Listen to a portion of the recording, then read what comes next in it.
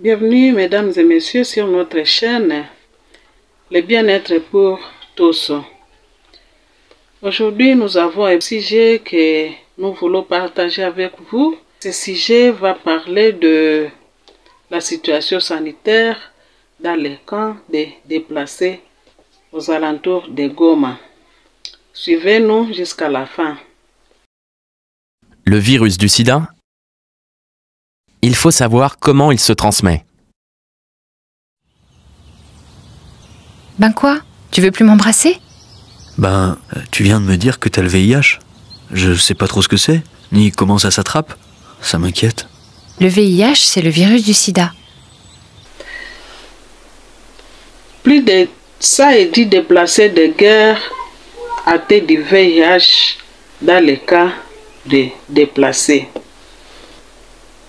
113 nouveaux cas de malades atteints du VIH-Sida viennent d'être répertoriés dans des sites de déplacés situés à Goma et ses environs dans l'est de la République démocratique du Congo.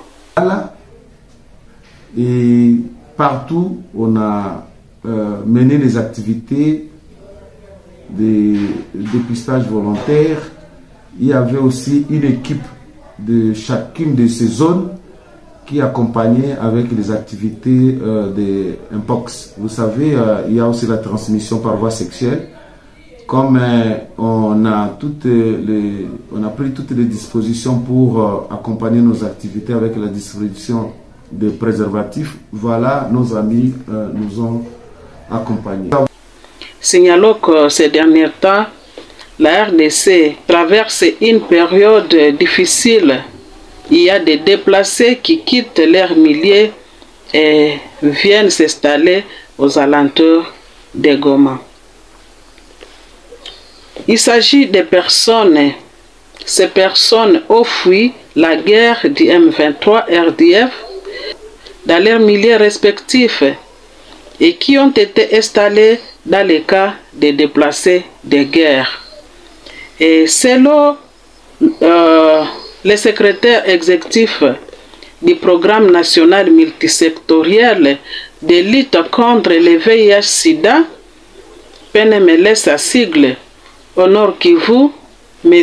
Obey Mongili, puis ces nouveaux cas de personnes atteintes ont été répertoriés à l'issue d'une campagne de dépistage volontaire réalisée dans 10 sites de déplacés à ce début de l'année 2025.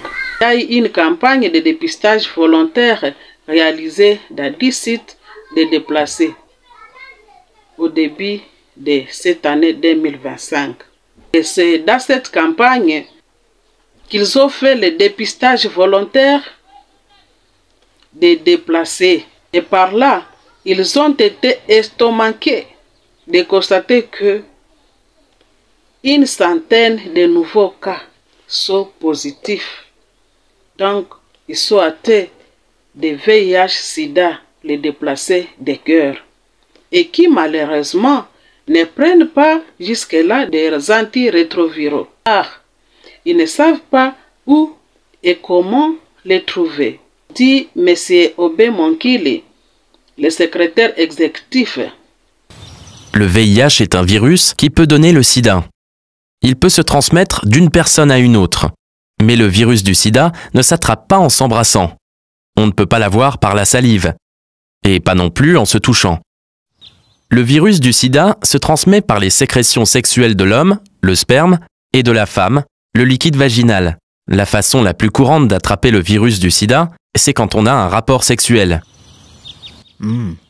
Et donc, toi et moi, si on veut faire l'amour? Tu sais, déjà maintenant que je sais que j'ai le virus du sida, je prends des médicaments. Et comme il diminue la quantité de virus que j'ai dans le corps, je risque moins de te transmettre le virus. Et puis de toute façon, on met une capote. Pour se protéger du virus du sida, il faut mettre un préservatif. Le préservatif, ou la capote, s'utilise toujours pour les rapports sexuels, pour le rapport vaginal, pour le rapport oral, la fellation, et pour le rapport anal, la sodomie. Le préservatif est le seul moyen de se protéger du virus du sida. Pour ne pas transmettre ou attraper le virus du sida, il faut mettre un préservatif.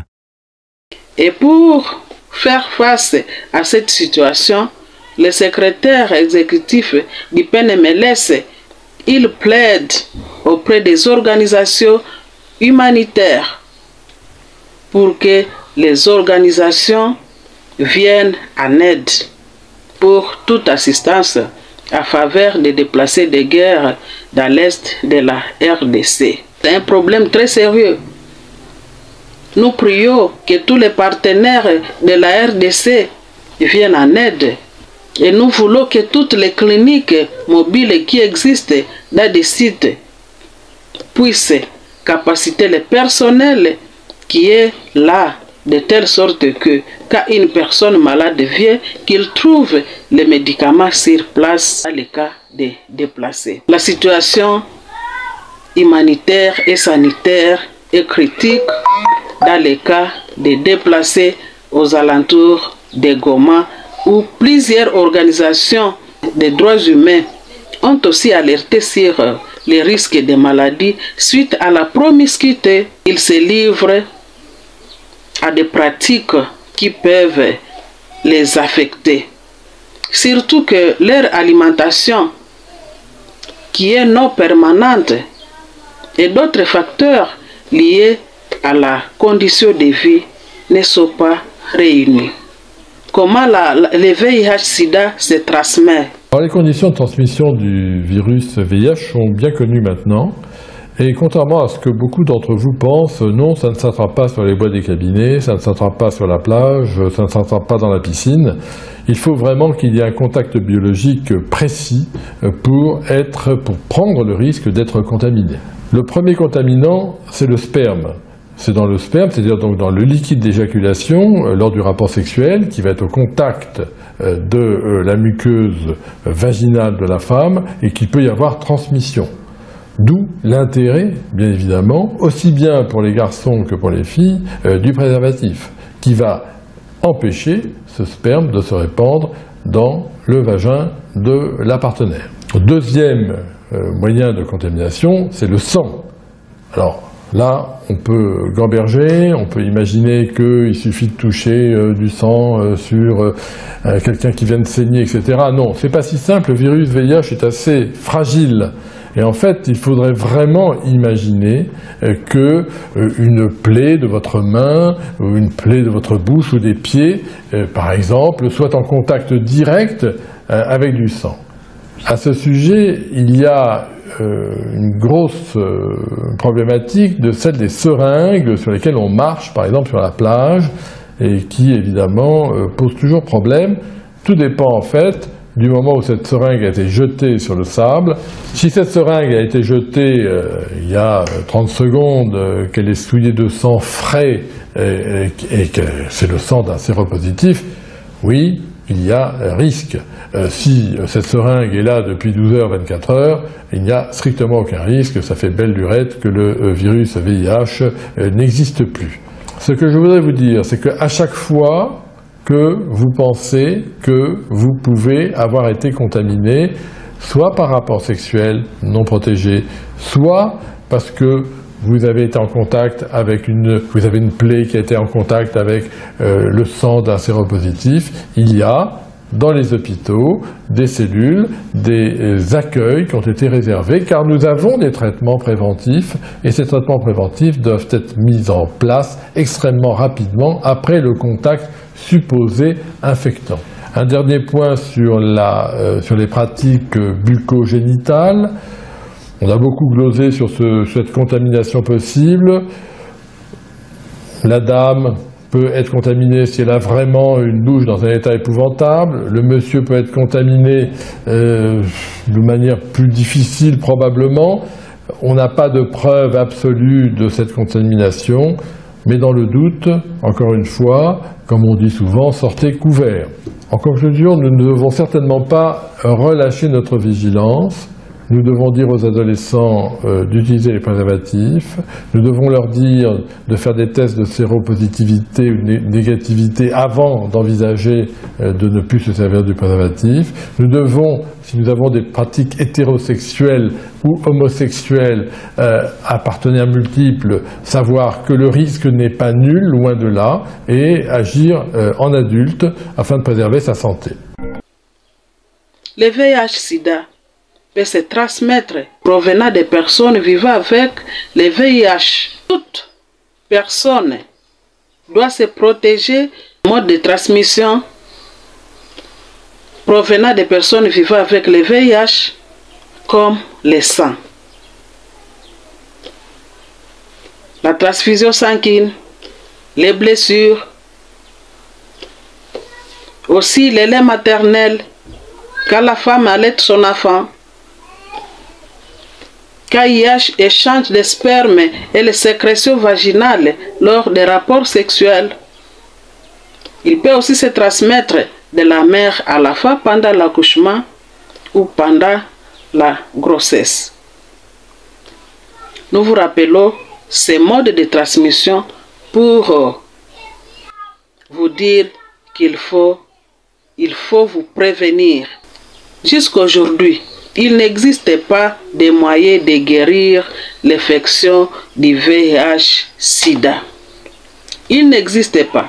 Toutefois, grâce à l'accès à une prévention, à un diagnostic, à un traitement et à des soins efficaces, y compris pour les infections opportunistes, l'infection à VIH est devenue une pathologie chronique qui peut être prise à charge avec la possibilité de vivre longtemps et à bonne santé.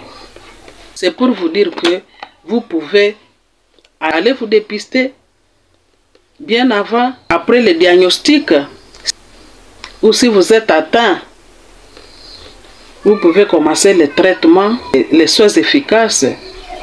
Vous pouvez vivre longtemps et vivre à bonne santé. Nous signalons que l'OMS jusqu'à aujourd'hui et les Fonds mondiaux, aussi que l'ONU-SIDA, ont tous des stratégies mondiales de lutte contre le VIH, visant à mettre fin à l'épidémie de VIH-Sida d'ici 2030. À 2025, 95% de toutes les personnes vivant avec le VIH ou le PVV-IH doivent avoir un diagnostic. Et 95% d'entre elles doivent suivre un traitement antirétroviral. C'est pour cela que le secrétaire exécutif de PNMLS passe un cri d'alarme pour que ces organisations puissent venir en aide, partager les formations pour mieux protéger la population. La population, dans les cas de déplacés, puisse se protéger pour éviter ces maladies du VIH-Sida. Merci de nous suivre, partagez notre vidéo et si vous êtes nouveau, nous vous prions de cliquer sur s'abonner ou cliquer sur subscribe. Merci et à bientôt.